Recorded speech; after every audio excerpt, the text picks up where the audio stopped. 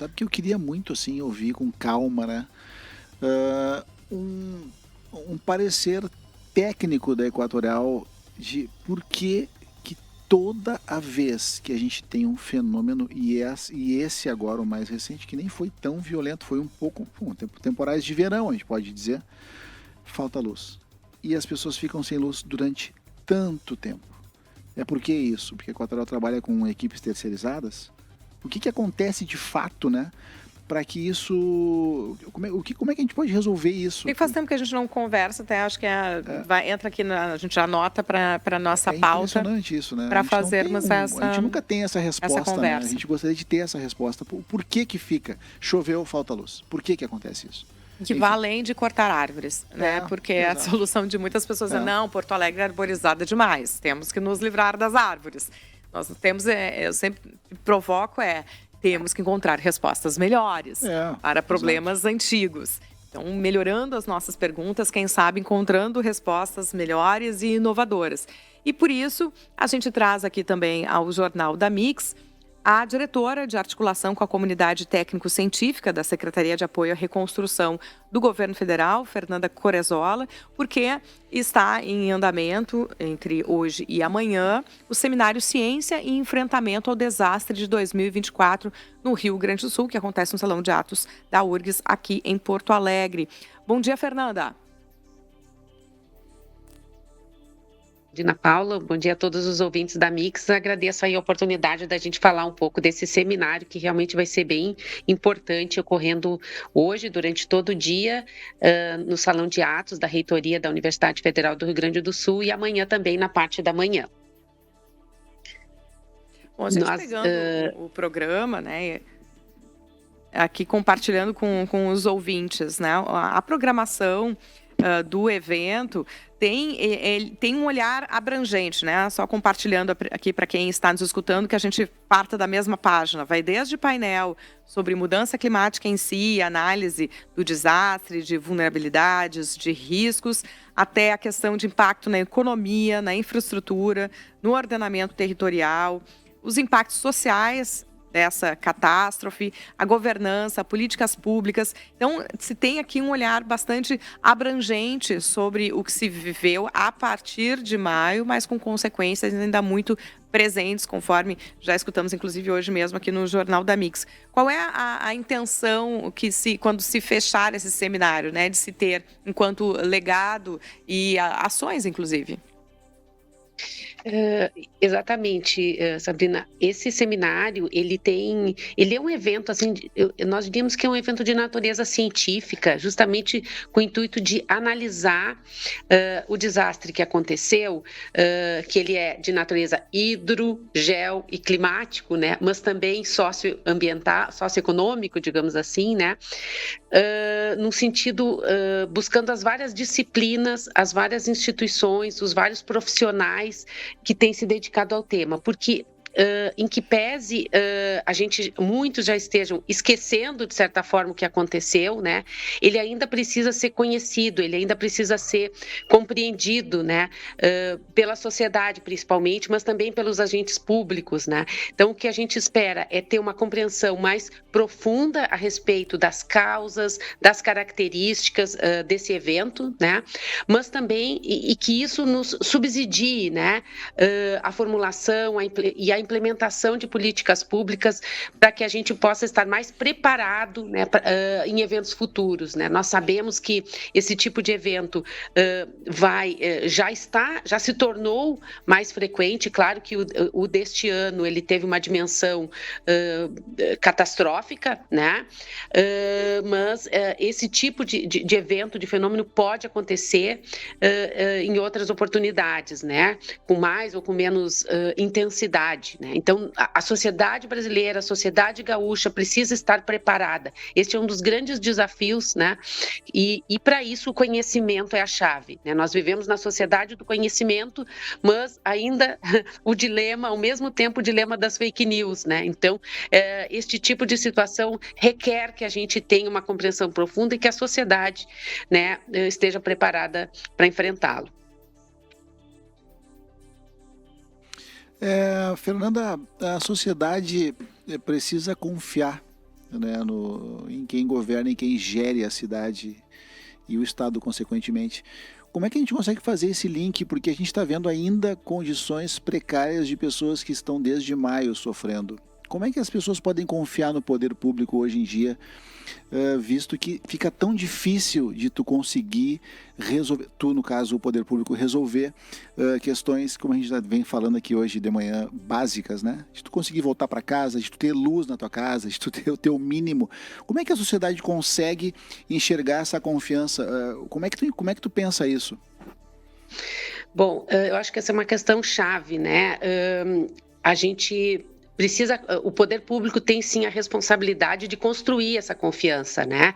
E para isso é preciso, em todas essas dimensões que nós falamos, por exemplo, para a questão meteorológica, né? Nós precisamos ter sistemas de alerta, né? Sistemas que meçam, que façam a aferição, né? dos fenômenos, né? A previsão que ela seja cada vez mais precisa, né? E que ela rapidamente chegue na sociedade, né? O governo federal, uma das iniciativas foi criar agora, ainda está em fase de testes, né? Os alertas eles vão chegar para as pessoas pelo celular, né? Foi feita uma política por meio do Ministério da Integração e Desenvolvimento Regional, que permite uma imediata comunicação com a sociedade. Claro que isso é uma ferramenta, né? Mas junto com outras, a gente precisa criar, né, as condições de confiança, né? O governo, não somente o governo federal, outras instâncias governamentais buscaram também atender, né? Ainda que ainda existam, né, necessidades que precisam ser atendidas, até porque os impactos foram muito profundos, principalmente em termos de habitação, por exemplo, né?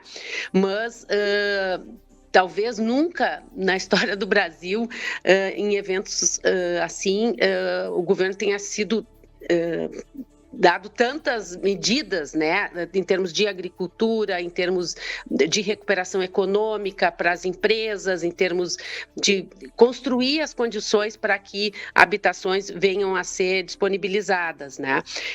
Mas nós temos ainda muito que avançar, né, principalmente em termos de construção de planos de contingência, né, construção de planos de redução de riscos, criar um processo de conscientização, né, e educação na sociedade, né. Então, realmente, temos muito a fazer, né, mas precisamos, e essa resposta rápida dos governos, né, que tem que se desafiar. Exato, né, exato. Por favor. Só te interrompendo, mas agregando, Claro. assim, por exemplo, tu acredita que passe...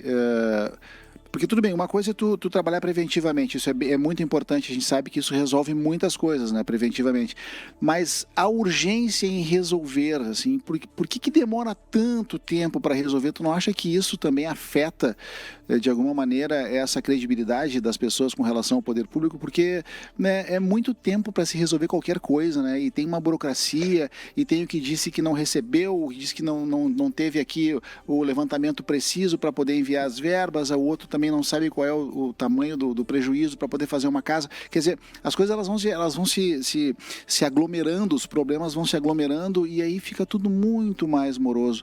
Tu não acha que isso também atrapalha bastante?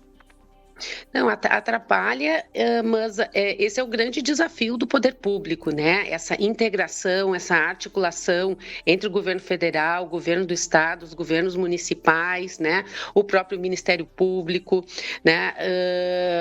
A sociedade de uma maneira geral, mas assim, o que eu quero te dizer, Paulo, né? Que nós buscamos já nos primeiros dias, né? Os governos já estavam atuando fortemente, né? A estrutura que foi disponibilizada para o Rio Grande do Sul foi uma estrutura inédita, tanto das Forças Armadas, o Ministério da Saúde, foram milhares de servidores públicos, né? O Ministério das Cidades alterou dezenas de normativas para viabilizar, inclusive criando novas modalidades de construção, né? Construtivas, né? Como a compra assistida, né? Então, houveram houveram várias iniciativas no sentido de buscar uma agilização e assegurar que as políticas públicas cheguem, né? O próprio auxílio reconstrução, se tu fores pensar, inicialmente não se imaginava-se que não se chegaria a 200 mil, e foram quase 400 mil famílias beneficiadas, né? E ainda existem outras famílias, mas é porque toda essa sistemática de acesso às políticas, a grandiosidade do evento, né? Ela realmente trouxe uma magnitude, né? E um desafio ainda maior. Foi uma coisa única. Só para tu teres uma ideia. Desculpa, só para concluir, né? Todos eventos como esse no mundo, o furacão Katrina nos Estados Unidos, outros na Europa, em outros países, nenhum deles teve o êxito que nós tivemos aqui no Rio Grande do Sul, que foi a recuperação imediata da nossa economia. Um dos temas que vai ser tratado no seminário é justamente a rápida recuperação da economia gaúcha, que já nos meses de julho, e principalmente a partir de agosto, nós já tínhamos o PIB que deveria ter sido negativo, ele foi positivo, né? Dado o conjunto de iniciativas de apoio, de injeção de recursos financeiros e políticas públicas que a população gaúcha recepcionou. Então, em que pese ainda existe essa percepção de que talvez 100% das pessoas possam não ter sido atendidas, num sentido mais amplo da economia e da sociedade, os gaúchos tiveram uma recuperação inédita no mundo. E isso é importante que a gente também observe, né? E claro que, por exemplo, programas e políticas como a construção habitacional, ela é mais morosa, né? Porque não adianta nós simplesmente reconstruirmos da mesma forma e reconstruirmos nos mesmos lugares, né? Nós precisamos, inclusive, por favor, pode falar. Não, conclua. Precisamos... Nós precisamos justamente viabilizar, né, o acesso à informação, o que tem sido buscado, né, por parte das comunidades, sobre as regras, sobre como que funcionam esses programas, né, e também ouvir algumas dessas famílias, por exemplo, elas não podem, elas estão acostumadas, vamos pegar aqui na região aqui das ilhas, né, elas estão acostumadas a conviver em comunidade, com os familiares próximos, né? E, por exemplo, o programa Compra Assistida, que é uma das modalidades mais rápidas, digamos assim, às vezes, as pessoas não ficariam próximas com as suas famílias, porque é num prédio, num bairro, a outra casa é no outro bairro, né? Então, assim, essa articulação, essa conexão entre todos os elementos para reproduzir uma situação semelhante àquela que elas viviam anteriormente, nem sempre elas estão de imediato prontas, né? Então, tu precisas construir habitações em outros lugares, e isso leva realmente um pouco mais de tempo, né? Claro. Para que todas essas condições de conforto, de bem-estar sejam atendidas. Sim, a gente até quando entrevistou aqui o representante da Caixa Econômica Federal, a gente falava dessa falta de sincronia entre o que as pessoas encontravam no mercado, que é a maior parte dos imóveis que cabiam naquele orçamento eram apartamentos, mas as pessoas vinham de casas e gostariam de voltar para casa. Então, tem os detalhes que estão na humanização desses processos, né? As pessoas têm poder de escolha e é importante que sejam ouvidas, mas assim mesmo, o número de casas que havia sido entregue eram pequenas, né? No momento da entrevista, faz coisa de um mês, eram só 3 casas que tinham sido feitas no momento da inauguração do projeto. Então, existe, claro, uma necessidade de celeridade, mas eu queria ouvi-la aqui para encerrar, a senhora como diretora de articulação com a comunidade técnico-científica da Secretaria de Apoio à Reconstrução do Rio Grande do Sul. Para mim, num momento como esse, é importante quando a gente tem um seminário que é ciência e enfrentamento ao desastre de 2024, quando tivemos um contexto de muitos questionamentos à ciência, né? Desde a pandemia, questionamentos de vacina, desde a questão do aquecimento global, ainda tem quem questione, embora cientistas estejam há décadas trazendo esses dados, agora estão mais nas manchetes em função da catástrofe, mas eu como jornalista, eu sempre trago, assim, eu estou entrevistando as mesmas pessoas há quase 3 décadas, né? Então, eu queria lhe ouvir, como doutora em políticas públicas, fazendo essa articulação com a universidade, com a pesquisa, do quanto o que se recolhe da universidade e da pesquisa, a senhora consegue, de fato, ver a mesmo tipo de credibilidade entre os seus pares, né? A gente já entrevistou recentemente também um pesquisador da USP, falando sobre a questão das bets, que ele disse que quando foi pedir orçamento para pesquisa no Congresso, riram da proposta que se fazia e do orçamento que se pedia. Era um orçamento que perto do que se tem em termos de emendas parlamentares, era ridículo. Então, eu queria lhe ouvir, enquanto doutor, alguém que está dentro da academia e está fazendo essa articulação, desse enfrentamento que se faz para que a ciência seja respeitada no nosso país e entre os representantes eleitos, né, legislativo e executivo.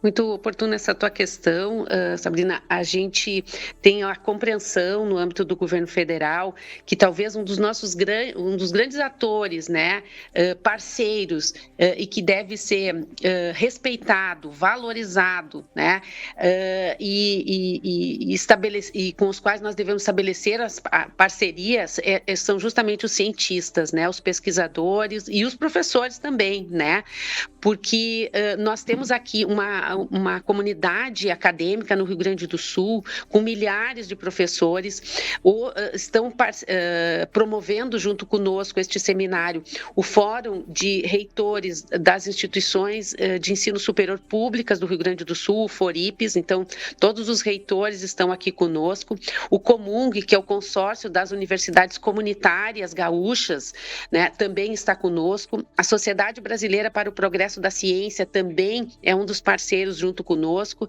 Então, assim, nós precisamos não só provocar esse debate interdisciplinar e interinstitucional, né, mas trazê-los, né, como parceiros estratégicos e especiais, digamos assim, né? Porque tanto para a compreensão do fenômeno quanto para a definição de políticas públicas, essa temática, por estas várias dimensões envolvidas, ela requer uma base de conhecimento sólida, né? E talvez as universidades sejam, assim, uma das maiores fortalezas, que o Rio Grande do Sul tem, né?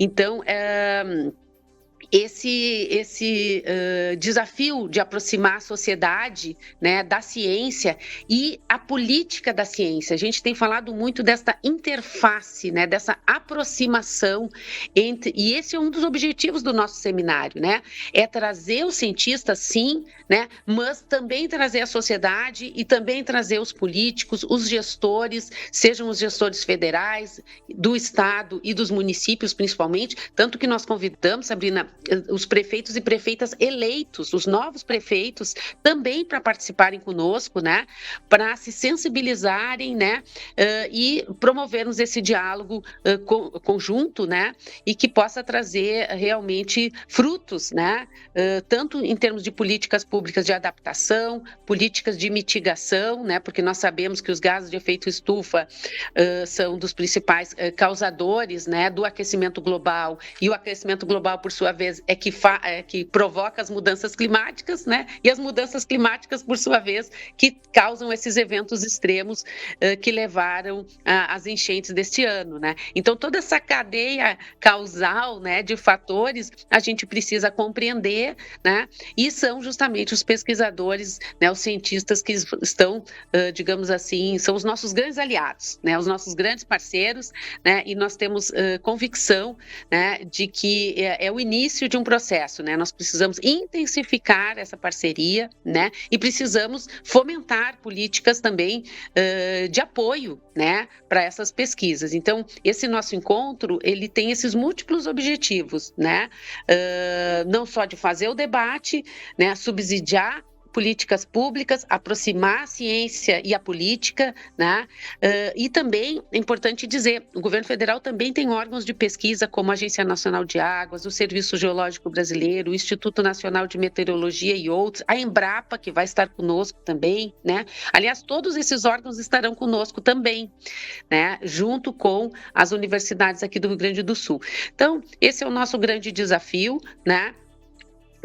e para formularmos políticas que, como vocês falaram antes, né, cheguem mais rápido, né, sejam eficientes, sejam efetivas, né, e que a gente possa estar preparado para que em eventos futuros não sejamos pegos mais de surpresa, né. Nós temos que ter sistemas de alerta adequados, né, eficientes, né, para criar essa confiança, como o Paulo falou antes no início do programa, na sociedade.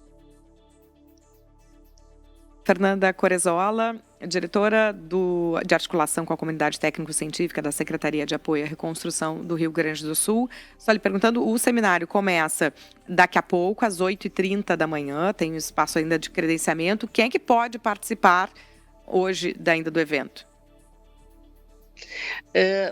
O evento é aberto para a sociedade, tá? Nós ainda temos algumas vagas, né? O salão de atos da URGS é bastante grande, assim, nós já temos quase 800 inscritos, né? Mas ainda é possível, né? Quem der uma corridinha consegue chegar lá e participar conosco, né? Ele foi mais direcionado para os gestores públicos, né? Para organizações da sociedade civil organizada e para a comunidade acadêmica, mas a sociedade em geral é convidada a participar.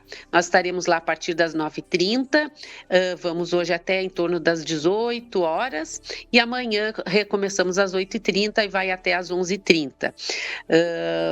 E acho que é isso, assim, a gente está muito feliz, né? A gente sabe que vai ser um evento bem importante, né? E esperamos ter resultados concretos, positivos, né? Que contribuam para um processo de preparação, né? De prevenção, né? De construção de resiliência, né? Sim. Que esse é também o nosso desafio. Belíssima frase, construção de resiliência. Muito bom. Diretor de articulação com a comunidade técnico-científica da Secretaria de Apoio à Reconstrução do Rio Grande do Sul, pelo Governo Federal, Fernanda Corezola. Muito obrigada pelas informações, esclarecimentos que traz aqui ao Jornal da Mix. Um bom dia para a senhora.